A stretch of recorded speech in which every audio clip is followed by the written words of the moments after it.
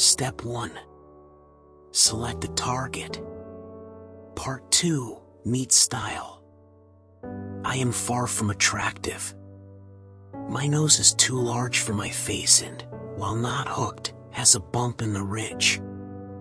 Though I am not bald, to say that my hair is thinning would be an understatement. There are just wispy Rogaine-enhanced growths covering the top of my head like tumbleweeds. In my opinion, my eyes are small and beady, though they do have a lively glimmer, which is doomed to remain my secret because no one can see it behind my glasses. I have indentations on either side of my forehead, which I like and believe add character to my face, though I've never actually been complimented on them. I am shorter than I'd like to be and so skinny that I look malnourished. To most people, no matter how much I eat. When I look down at my pale, slouched body, I wonder why any woman would want to sleep next to it, let alone embrace it. So, for me, meeting girls takes work. I'm not the kind of guy women giggle over at a bar or want to take home when they're feeling drunk and crazy. I can't offer them a piece of my fame and bragging rights like a rock star or cocaine and a mansion like so many other men in Los Angeles. All I have is my mind, and nobody can see that. You may notice that I haven't mentioned my personality. This is because my personality has completely changed. Or, to put it more accurately, I completely changed my personality. I invented style, my alter ego. And in the course of 2 years, style became more popular than I ever was, especially with women. It was never my intention to change my personality or walk through the world under an assumed identity. In fact, I was happy with myself and my life. That is, until an innocent phone call. It always starts with an innocent phone call. Led me on a journey into one of the oddest and most exciting underground communities that, in more than a dozen years of journalism, I have ever come across. The call was from Jeremy Ruby Strauss, no relation, a book editor who had stumbled across a document on the internet called The Lay Guide, short for the How to Lay Girls Guide. Compressed into 150 sizzling pages, he said, was the collected wisdom of dozens of pickup artists who have been exchanging their knowledge in newsgroups for nearly a decade. Secretly working to turn the art of seduction into an exact science. The information needed to be rewritten and organized into a coherent how-to book, and he thought I was the man to do it. I wasn't so sure. I want to write literature, not give advice to horny adolescents. But, of course, I told him it wouldn't hurt to take a look at it. The moment I started reading, my life changed. More than any other book or document, be it the Bible, Crime and Punishment, or The Joy of Cooking, the Lay Guide opened my eyes. And not necessarily because of the information in it, but because of the path it sent me hurtling down. When I look back on my teenage years, I have one major regret, and it has nothing to do with not studying hard enough, not being nice to my mother, or crashing my father's car into a public bus. It is simply that I didn't fool around with enough girls. I am a deep man. I reread James Joyce's Ulysses every 3 years for fun. I consider myself reasonably intuitive. I am at the core a good person, and I try to avoid hurting others. But I can't seem to evolve to the next state of being because I spend far too much time thinking about women. And I know I'm not alone. When I first met Hugh Hefner, he was 73. He had slept with over 1,000 of the most beautiful women in the world, by his own account, but all he wanted to talk about were his 3 girlfriends, Mandy, Brandy, and Sandy. And how, thanks to Viagra, he could keep them all satisfied, though his money probably satisfied them enough. If he ever wanted to sleep with somebody else, he said, the rule was that they'd all do it together. So what I gathered from the conversation was that here was a guy who's had all the sex he wanted his whole life, and at 73, he's still chasing tail. When does it stop? If Hugh Hefner isn't over it yet, when am I going to be? If the lay guy had never crossed my path, I, like most men, would never have evolved in my thinking about the opposite sex.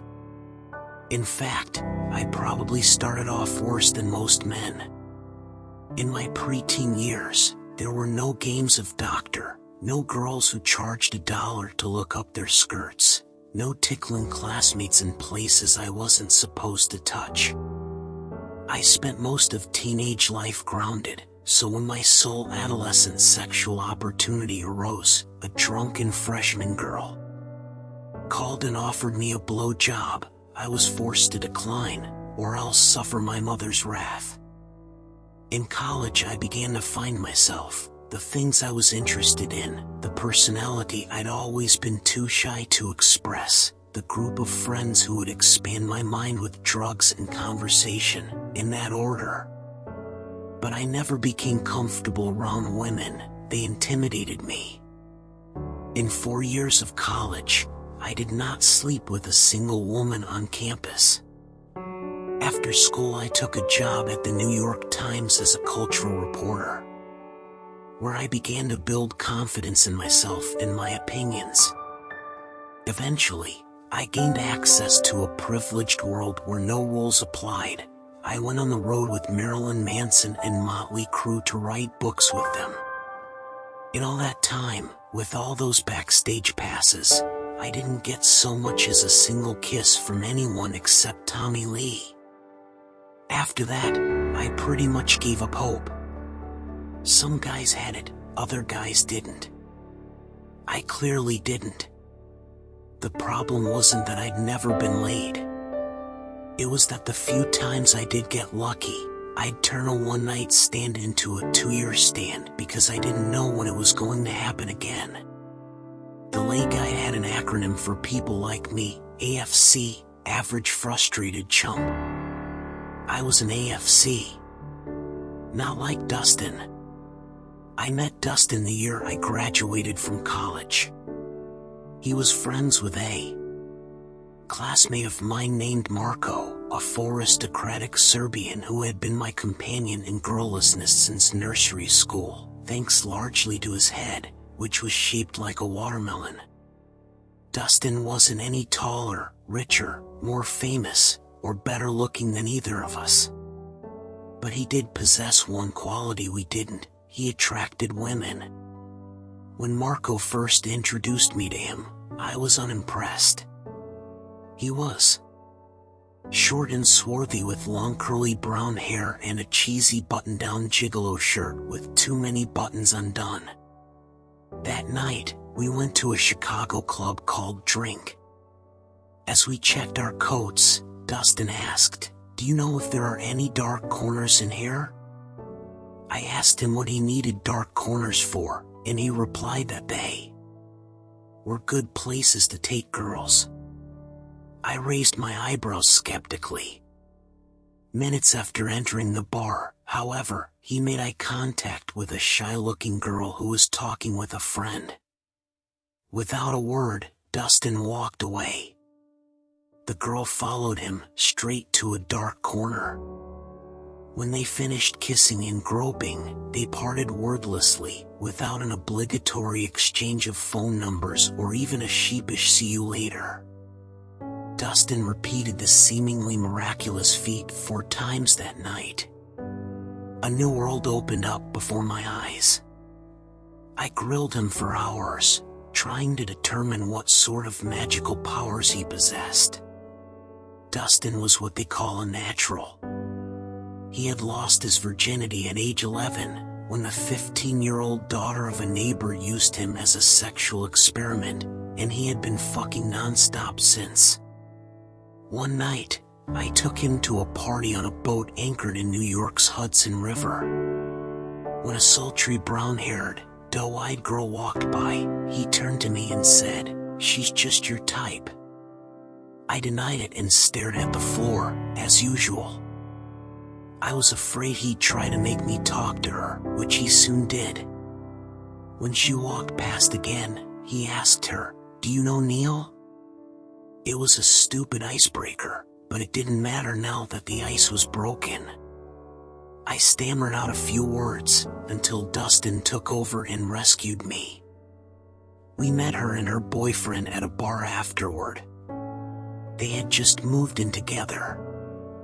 Her boyfriend was taking their dog for a walk.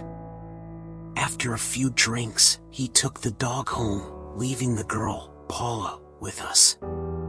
Dustin suggested going back to my place to cook a late-night snack, so we walked to my tiny East Village apartment and, instead, collapsed on the bed, with Dustin on one side of Paula and me on the other.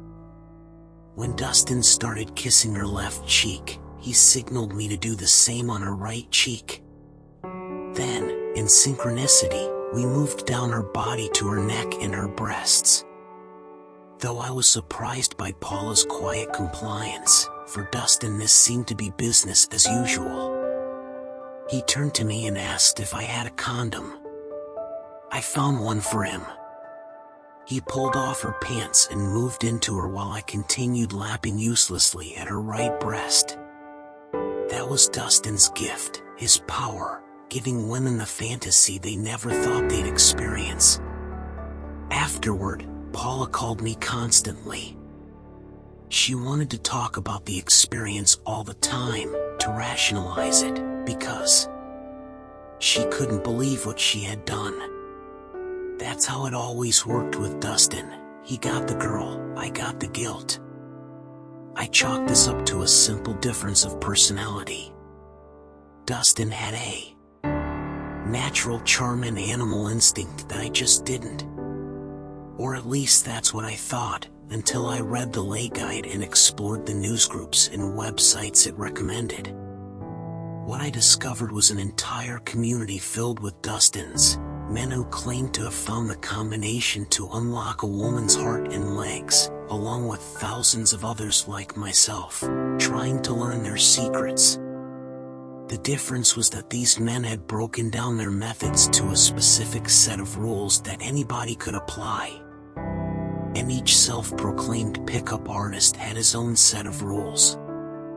There was Mystery, a magician, Ross Jeffries, a hypnotist, Rick H., a millionaire entrepreneur, David D'Angelo, a real estate agent, juggler, a stand-up comedian, David X., a construction worker, and Steve P., a seductionist so powerful that women actually pay to learn how to give him better head.